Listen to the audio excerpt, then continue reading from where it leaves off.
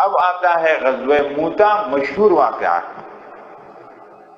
آپ کو یہ بات معلوم ہے حضرات، رسول اللہ صلی اللہ علیہ وسلم نے جب اپنے سفیر روانہ کیے تمام بادشاہوں کے پاس، تمام اطراف میں، تو شام کے گورنر شرحبیل بن عمر غسانی کے پاس رسول اللہ صلی اللہ علیہ وسلم نے حضرت حارث کو بھیجا تھا۔ حضرت حارث صحابی ہے، ان کو بھیجا، اور وہ صحابی جیسے ہی ان کے علاقے میں پہنچے تو انہوں نے ان کو پکڑ کر کے شہید کر دیا۔ آپ علیہ السلام نے یہ اپنے صحابی سفیر کا بدلہ لینے کے لیے 3000 کی ایک جماعت بنائی، لشکر، اور ان کے پر امیر بنایا، کس کو؟ زید بن حارثہ، اور فرمایا کہ زید بن حارثہ شہید ہو جائیں تو پھر امیر بنا دیا جائے جعفر ابن ابی طالب، جعفر شہید ہو جائیں تو پھر عبداللہ بن رواحہ، اور یہ بھی شہید ہو جائیں تو پھر مسلمان اپنا امیر خود مقرر۔ اس لیے اس غزوے کا نام جیش الامراء بھی ہے۔ آپ علیہ السلام نے 3 امیر خود مقرر کیے۔ یہ تو سبب بنا، حالات کیا بنے؟ رسول اللہ صلی اللہ علیہ وسلم نے لشکر کو جمع فرمایا، سنیت الوداع تھا، ان کے ساتھ گئے، پھر ان کو آگے رخصت کر دیا۔ کہتے ہیں عبداللہ بن رواحہ رضی اللہ تعالی عنہ جب جا رہے تھے تو وہ رسول اللہ صلی اللہ علیہ وسلم کو بار بار پلٹ کر کے دیکھتے تھے اور ان کے آنسو روانہ تھے۔ صحابہ نے کہا کہ ان کو یقین ہے کہ واپس نہیں آئیں گے۔ عبداللہ، اللہ تمہیں سلامت واپس لیا ہے۔ کہا میں موت سے نہیں ڈرا ہوں، یہ نہیں سمجھنا کہ میں موت کے ڈر سے رو رہا ہوں، میں نے رسول اللہ صلی اللہ علیہ وسلم سے یہ بات سنی، آپ نے فرمایا تم نے ہر ایک کو پل صراط پر آنا ہے، پل صراط پر گزرنا ہے، مجھے نہیں معلوم کہ میں پار ہو جاؤں گا یا نہیں، مجھے وہ بات رلاتی۔ بہرحال رسول اللہ صلی اللہ علیہ وسلم نے ان کو رخصت کیا اور ان کو ایک وصیت فرمائی، اس لشکر کو جنگی اصول بتائے۔ اب آپ دیکھیں حضرات، یہ دیکھ رہے ہیں عمرہ، حضرت زید بن حارثہ رضی اللہ تعالیٰ، یہ شہید تو جعفر ابن ابی طالب رضی اللہ عنہ، یہ شہید تو عبداللہ بن رواحہ۔ ان تینوں کے شہادت کے بعد مسلمانوں نے اپنے اتفاق سے خالد بن ولید کو اپنا امیر بنا دیا، اور آپ علیہ السلام جب اس لشکر کو روانہ فرما رہے تھے تو ان کو آپ نے کیا ہدایات دیے؟ دیکھیں آپ علیہ السلام فرماتے ہیں اغزو بسم اللہ فی سبیل اللہ من کفر باللہ، اللہ کے نام پر لڑو، اللہ کے راستے میں، جو اللہ کا کافر اور باغی ہے اس سے لڑو، لا تغدروا ولا تغیروا ولا تقتلوا ولیدا ولا امرأة، غدر نہ کرو، حملہ مت کرو، غارت گری مت کرو، اور بچوں کو نہ مارو، عورتوں کو نہ مارو، اور بوڑھے لوگوں کو نہ مارو، اور ان کے عبادت خانوں میں مصروف لوگوں کو کچھ نہ کہو، درخت نہ کاٹو اور کھجور نہ کاٹو، عمارتوں کو مت گرو۔ حضرات جنگی اصول ہے، جنگ میں بھی جاؤ گے تو اصول کا خیال کرنا ہے، بچوں کو کچھ نہیں کہنا۔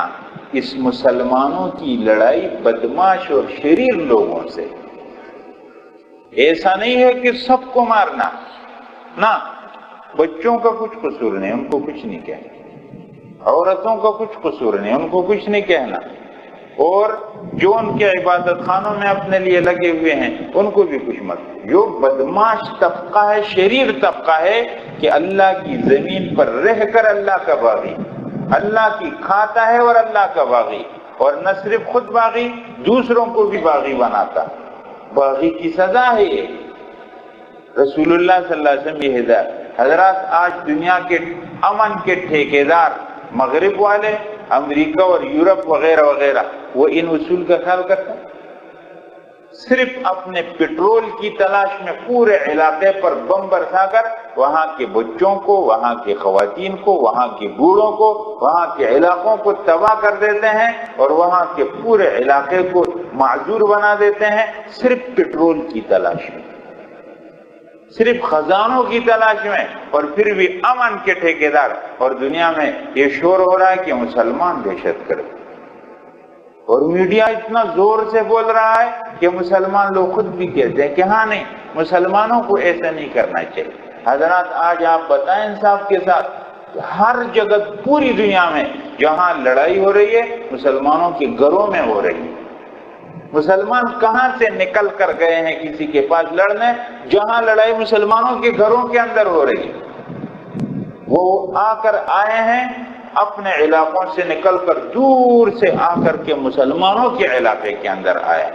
امریکہ کتنے دور سے عراق میں آیا ہے، امریکہ کتنے دور سے افغانستان میں آیا، کتنے پوری دنیا میں دیکھ، پھر بھی وہ کہتے ہیں کہ مسلمان دہشت گرد ہے۔ عجیب بات ہے، اگر آپ کے گھر پر کوئی حملہ کرے، ڈاکہ کرے اور آپ دفاع کرو تو یہ دہشت گردی ہوگی۔ آپ علیہ السلام یہ اصول بتاتے ہیں، ہمارے تو یہ اصول ہیں۔ بہرحال لشکر روانہ ہوتا، دیکھیں لشکر روانہ ہوا، چلتے چلتے مدینہ منورہ سے شام کی طرف جا رہے۔ معان ایک علاقہ ہے، معان، یہ معان کے علاقے پر لشکر پہنچ گیا۔ رسول اللہ صلی اللہ علیہ وسلم کی ہدایت تھی کہ تم اس جگہ پر پہنچو جہاں ہمارے سفیر کو شہید کیا، وہاں کے لوگوں کو اسلام کی دعوت دو، اگر وہ مسلمان ہو جاتے ہیں تو بہت اچھا، نہیں تو پھر ان سے بات کریں گے، سفیر شہید کیا۔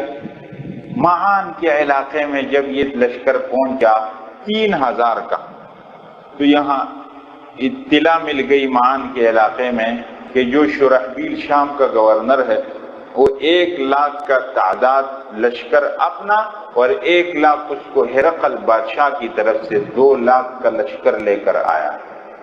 اب مسلمان شش و پنج میں پڑ گئے، کہا 3000 کا لشکر 2 لاکھ کا کیسے مقابلہ کرے گا؟ تقریباً ایک آدمی 66 آدمیوں کے مقابلے میں۔ کہا یہ مقابلہ کیسے ہوگا؟ شش و پنج میں مشورے شروع ہے، رسول اللہ صلی اللہ علیہ وسلم کو اطلاع کرتے ہیں، ہم واپس ہو جاتے ہیں۔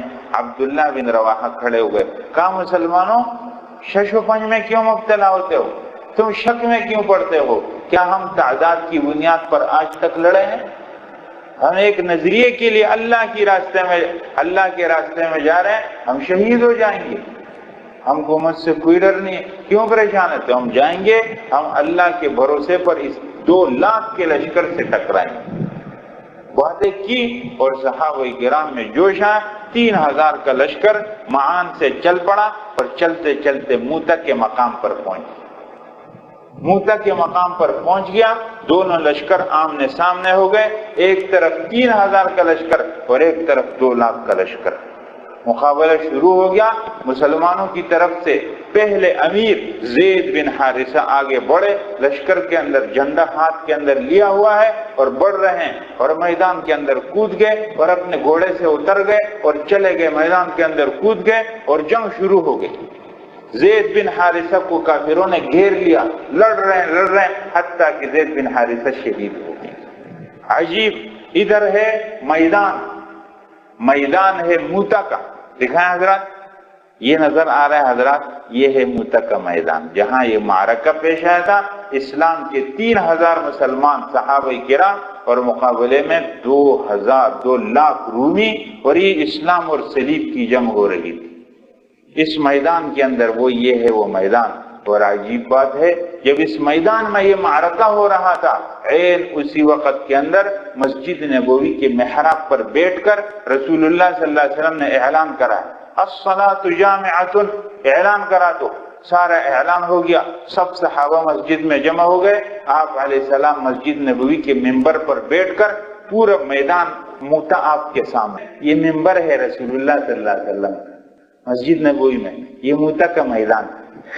آپ علیہ السلام ممبر پر بیٹھے ہوئے اور موتا کا میدان سامنے، اور آپ علیہ السلام صحابہ کو بیان فرما رہے ہیں۔ زید بن حارثہ جھنڈا لے کر میدان میں چلا گیا ہے اور بڑھ رہا ہے اور کافروں سے لڑ رہا ہے، اور زید بن حارثہ محاصرے میں آ گیا ہے اور زید شہید ہو گیا ہے اور زید جنت میں پہنچ گیا ہے۔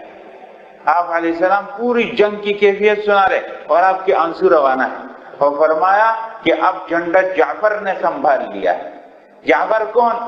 حضرت علی کا بھائی، 10 سال بڑا ہے حضرت علی سے، رسول اللہ صلی اللہ علیہ وسلم کے چچا کا بیٹا، اور اپنے پوری زندگی حبشے میں گزارتی ہے، اور حبشے کے اندر اسلام کا سفیر تھا۔ وہ ان کی جو تاریخی تقریر ہے حبشے کے اندر نجاشی کے بادشاہ میں، حضرت جعفر کی تقریر ہے جس نے نجاشی کو ہلا دیا تھا اور نجاشی مسلمان ہو گیا تھا۔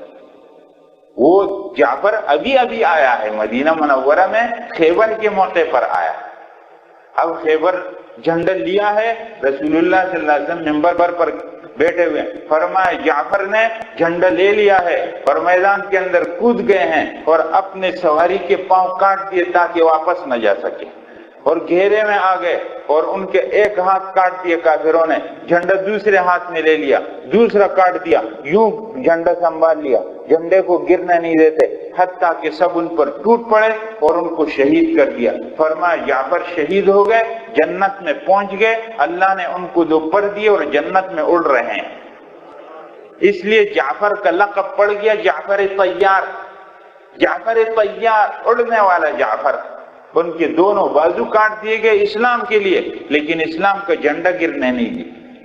رسول اللہ صلی اللہ علیہ وسلم منبر پر بیٹھ کر اس پورے واقعے کو بیان اور انسو جاری کیا، اور پھر فرمایا کہ اب جھنڈا لے لیا ہے عبداللہ بن رواحہ نے، اور عبداللہ بن رواحہ آگے بڑھ رہے ہیں۔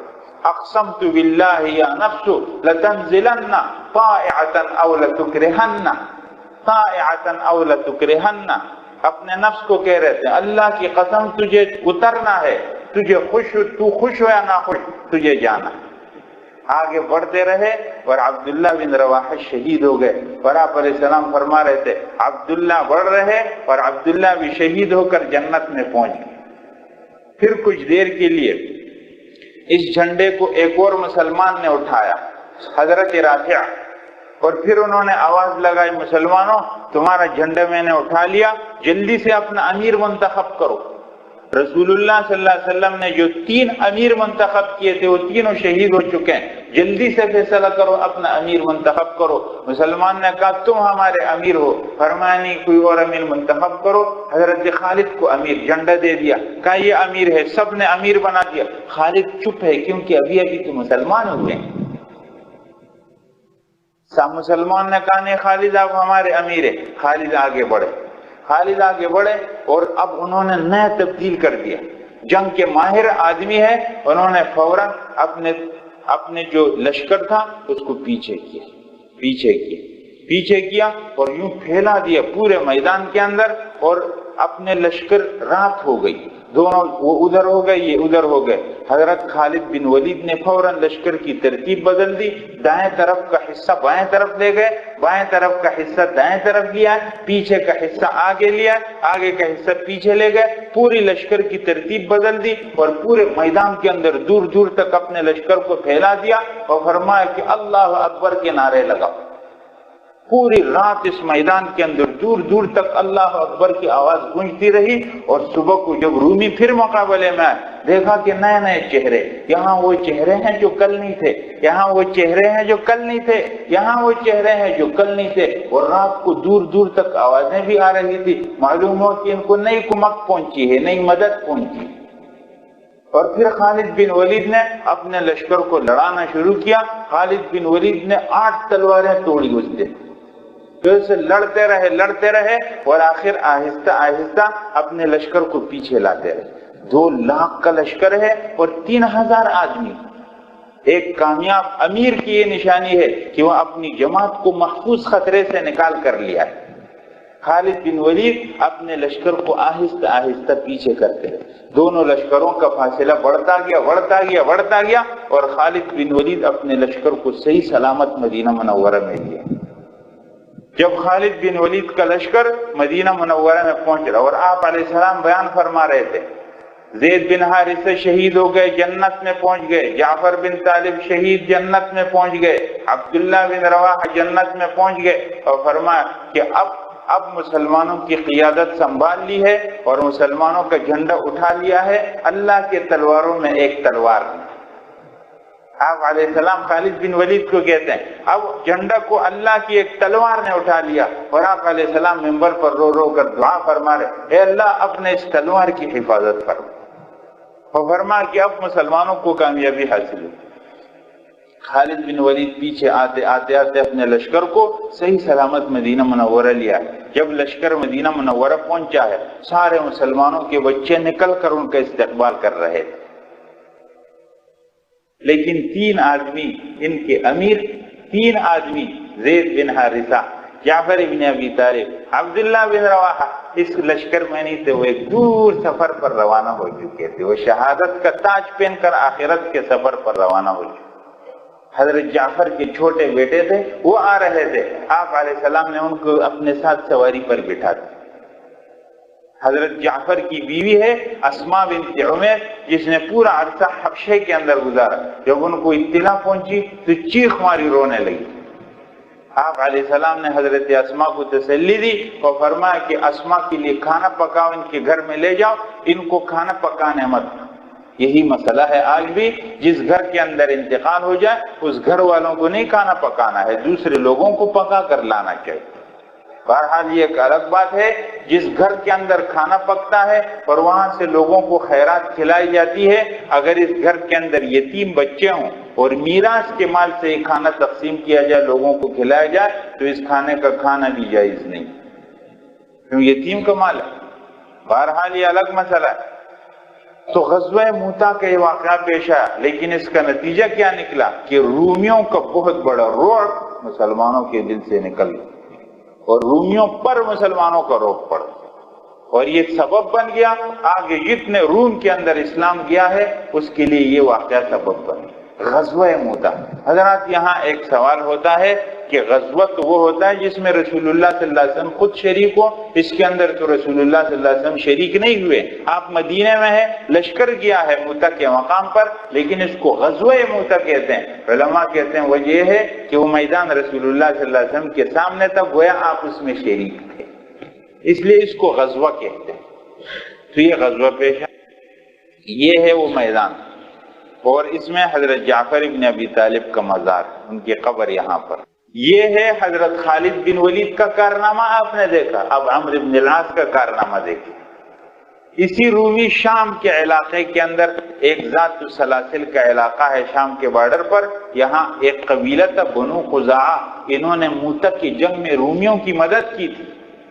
آپ علیہ السلام ہر چیز کو نوٹ فرماتے تھے، آپ نے فوراً عمرو بن العاص کو بلایا، فرمایا عمر ان کے پاس تمہیں بھیج رہا ہوں۔ 300 آدمیوں کا لشکر عمرو بن العاص کی قیادت میں روانہ ہو گیا یہاں، دن کو چھپتے تھے اور رات کو چلتے تھے حتیٰ کہ پہنچے۔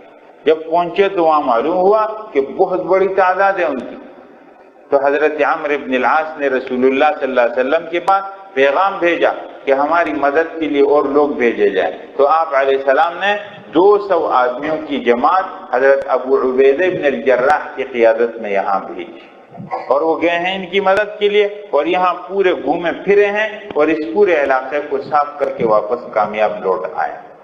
یہ ہے سریہ ذات السلاسل۔